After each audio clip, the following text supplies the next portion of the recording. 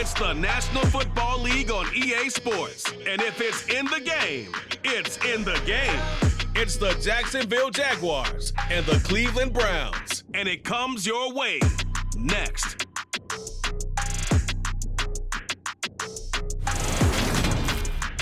We're in the so-called rock and roll capital of the world, Cleveland, Ohio, at First Energy Stadium on the shores of Lake Erie. Today, we're set for a good AFC matchup between the Jacksonville Jaguars and the Cleveland Browns.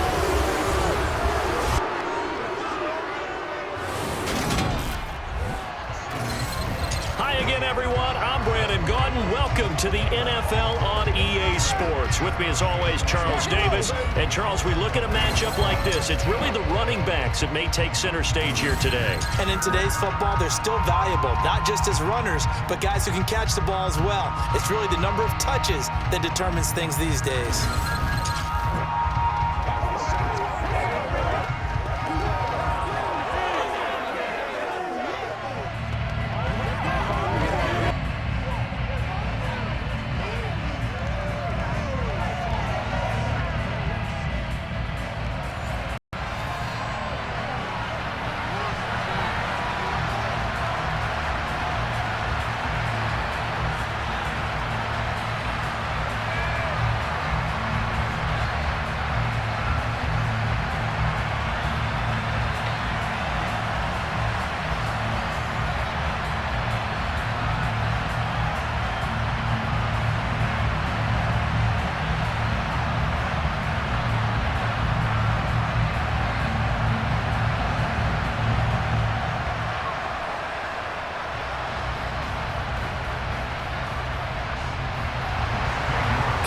Set to do the honors here, and we are underway from Cleveland. Fielded just outside the goal line. And he had no room to run as he's tackled down inside the 20. So here's the first drive now for the Jags.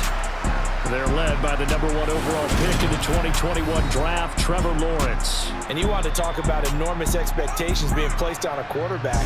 How about what Trevor Lawrence faced coming out of college? But the good thing for him, he's used to it. He had the same type of expectations in high school and going to Clemson. They always expect him to be a franchise savior, whatever team he joins. And to his credit, he shouldered those expectations and is doing everything in his power to follow through.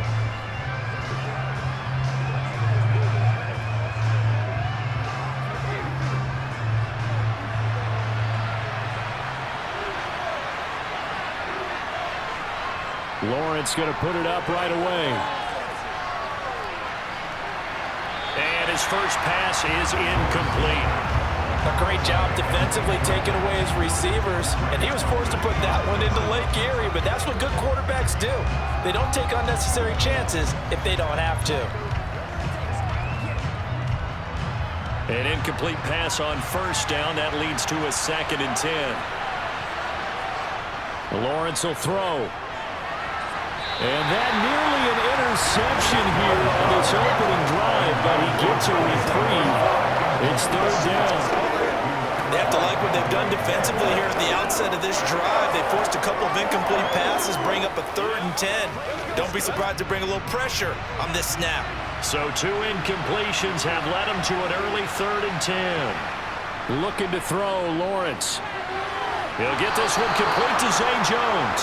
And he will have a Jaguars first down as they're able to get the 3rd down conversion. Well, that certainly has to feel good. It's not all the time that the play caller should get all the credit. Sometimes I think in the huddle, the quarterback just says, hey, who's going to make a play for me? I just need something right here.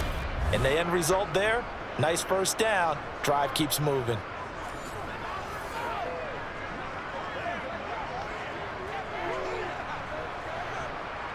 Line of scrimmage, the 31 now on 1st and 10. They go play action with Lawrence. Out to his left. He'll find ETN out of the backfield.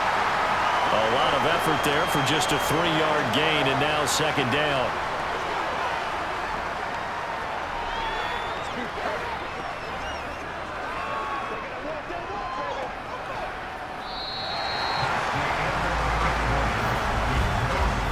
score after one on EA Sports.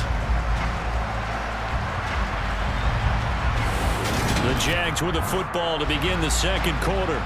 2nd and 7, operating from the 34. To throw again on 2nd down. Lawrence. This one complete to Christian Kirk. The Jaguars going to go ahead and use their first timeout as they get the stoppage with a little over 50 seconds to go in the first half.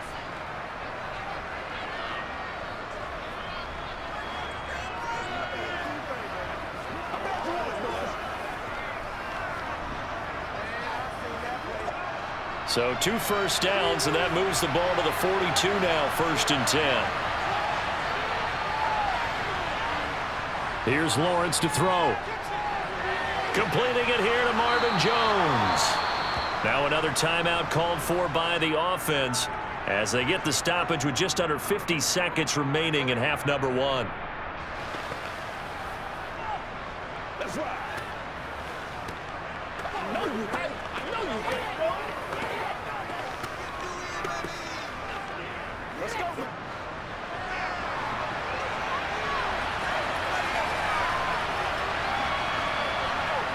Throwing again on 2nd down. Lawrence. And that will be incomplete. Trying to dial up the long way out there, but it'll be 3rd down. That's already the 3rd time they've looked his way on this opening drive. He's caught 1 of the 3.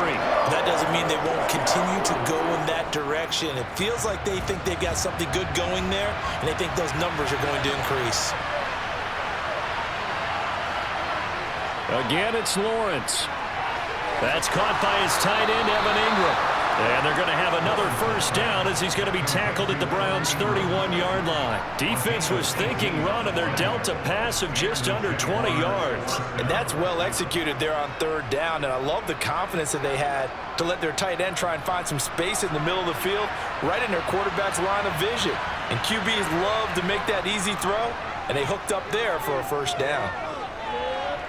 Escaping the pressure right. And he slides and covers up at the end as he's going to be able to pick up decent yardage. Now here's a timeout as they're going to get it with 8 seconds remaining here in the first half.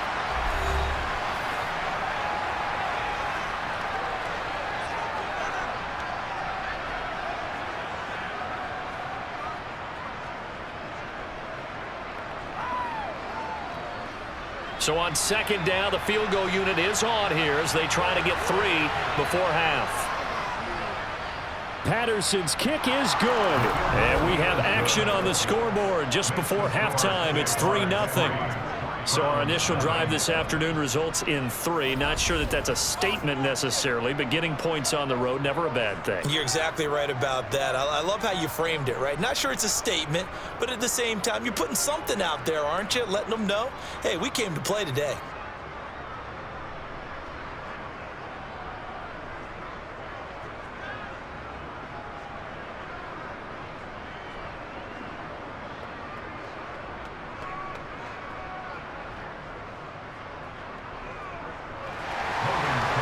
Seconds, all that remain here in this first half as the kick gets away. Fielded right around the 8.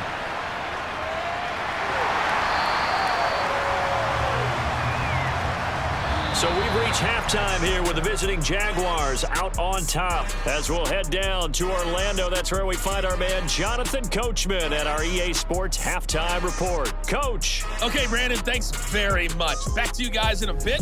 But first, we welcome everyone to our EA Sports Halftime Report. First up, though, a look at the next-gen stats for Jacksonville in that first half. And it was a tricky half to figure out numbers-wise. They've got the lead, but you'd figure they're definitely talking about ways to get this passing game back on track. Meanwhile, for the Browns, we check on their numbers on the ground in the first half, as they know they'll need to be better to overcome this halftime deficit. All right, Coach, thanks. Yeah, both teams likely to make some changes in what's been a closely fought battle to this point.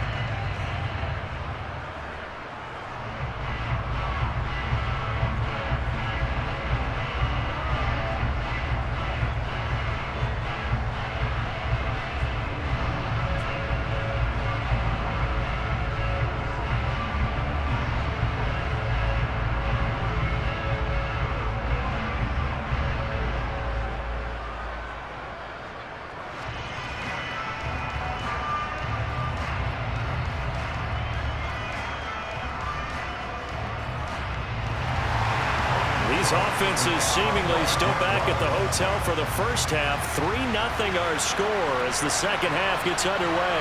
This one fielded at the 5. And he won't quite make it to the 25.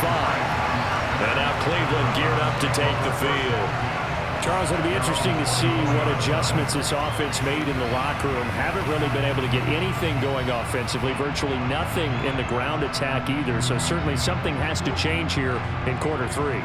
And I'm pretty sure their friends from the defensive side of the ball told them exactly that, because those guys, the stop troops, they've been playing pretty well. They've kept them around in this game. Now they've got some time. The running game struggled in the first half. Opposition knows how to focus on defending the pass here. They've got to re-energize that ground game and maybe open things up for a comeback here in this half. And he'll get this just across the 25-yard line. I have to think a major focus of the halftime meetings had to be figuring out how to create space for the running game to get operating. Well, what you pointed out to me at half seems accurate. That line has struggled to sustain blocks. Yeah, I would agree with that totally. They've got to focus on staying on their double teams at the first level, make sure that block's secured before they slide off and try and chip someone at the second level. And this one taken in on the right sideline, but not in the field of play. They say it's incomplete. The throw led him a little too far and brings up third down. We've seen these defenses make enough opportunistic plays to keep this one low scoring. Flying around, making plays on the ball, and we see yet another errant throw as a result. So the failure to connect on second down, that leaves them staring up here at a 3rd and 8.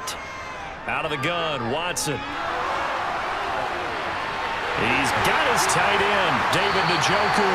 And he'll be taken down, but not before they reach the 50. Excellent play there on third down. Give him 25 yards.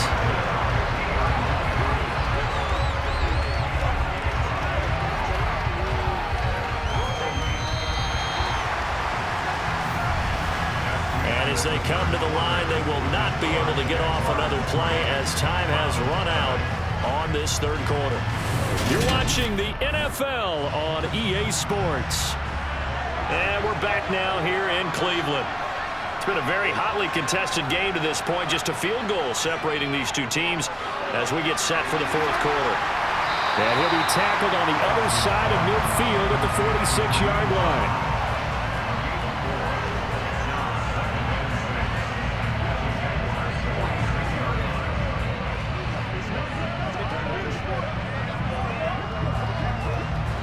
Watson trying to get his guys moving. Now Watson.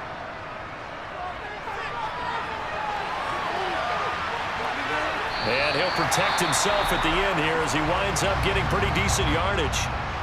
Now the Browns will use the first of their 3 timeouts as the clock will stop with just under 30 seconds left to go.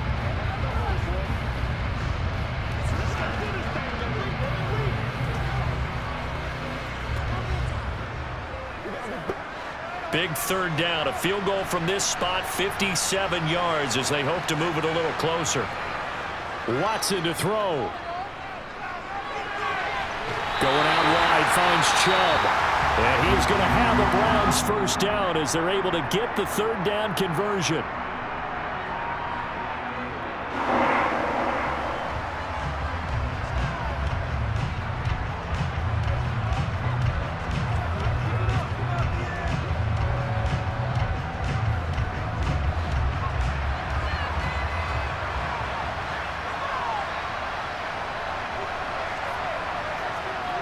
Watson. This complete to David Bell. And he is out of bounds inside the 30. It didn't check off every box, but the most important one. Got the clock stopped, getting out of bounds. It may be a little short of the first down, but I thought that was the key. Here's 2nd and a yard.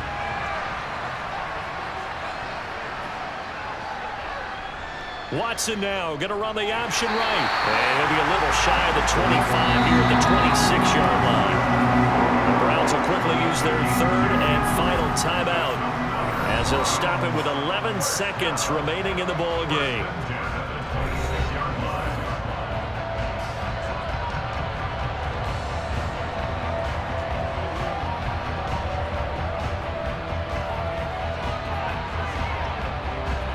So here we go. Maybe the biggest kick of the game forthcoming.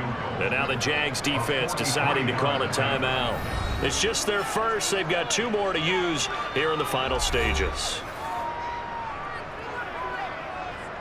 So the field goal unit is on the field as this is a big spot right here. This to potentially send us to overtime. And this one is right through. And they will tie this game here in the final seconds.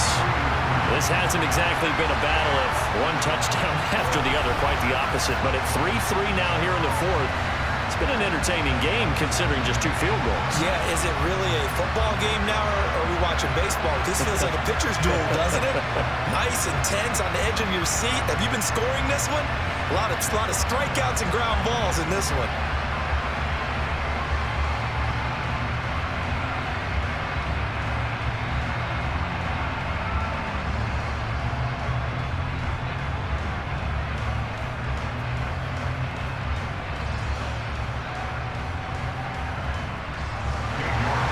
Each team with a possession, each team with a field goal as the kick is away. This will be fielded inside the 5.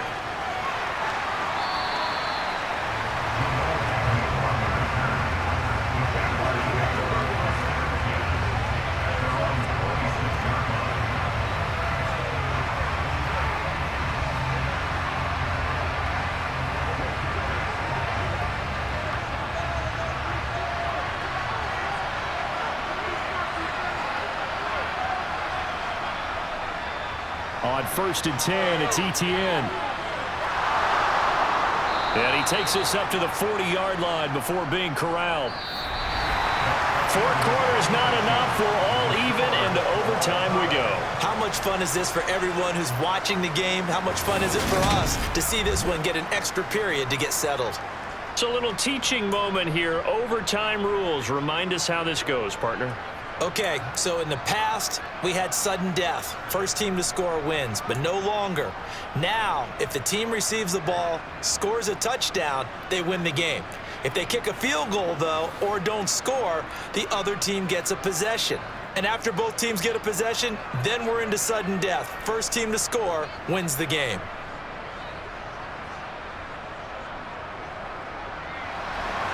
So the Jaguars going to get possession of the football first here in this overtime session as the kick is away. And we will not see a return to start overtime. It'll come out to the 25-yard line. Out comes the Jacksonville offense as they get set to take over here. Well, they fought hard to reach this point, Charles, and now what an opportunity. They've got the ball first, a chance to take this overtime win away from the hostile crowd. And you know, as the quarterback steps into the huddle, the first thing he's telling his team is, remember, we need 6, not 3. So we don't need a good drive. We need a great drive. And this is what they've been planning for. It's time to execute and take it downfield, even against all these odds.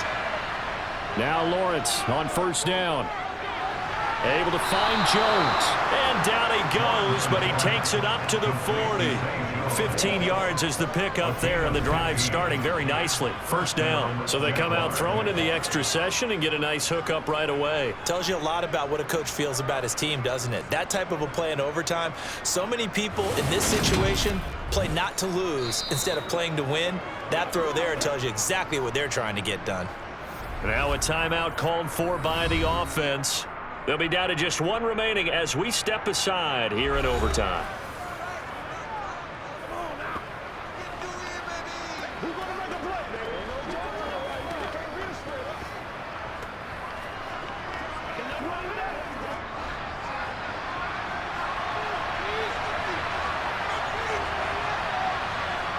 And they'll throw on 1st down with Lawrence. And completes it to Kirk. And now the ball's out. Fumble near midfield.